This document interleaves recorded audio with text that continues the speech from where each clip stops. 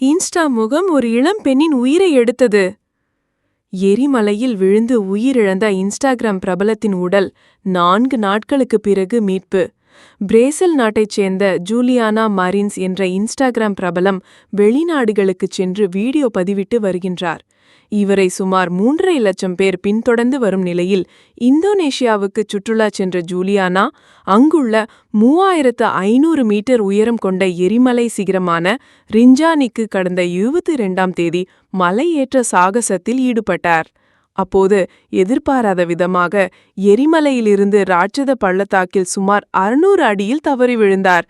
தகவல் அறிந்த பேரிடர் மீட்புத் துறையினர் சம்பவ இடத்திற்கு விரைந்து வந்தனர். ட்ரோன் மூலமாக அவர் இருக்கும் இடத்தை கண்காணித்தபோது அப்போது மண்ணில் சிக்கி அவர் உயிருக்கு போராடி வந்தது தெரிந்தது. தொடர்ந்து கயிறு கட்டி கீழே இறங்கி மீட்கும் முயற்சி தோல்வியில் முடிந்தது. இதனை அடுத்து அவர் 2 நாட்களுக்கு முன்பு உயிரிழந்ததாக அறிவிக்கப்பட்டார். ஜூலியானா உடல் 4 நாட்களுக்கு பிறகு மீட்டி மேலே கொண்டு வரப்பட்டது.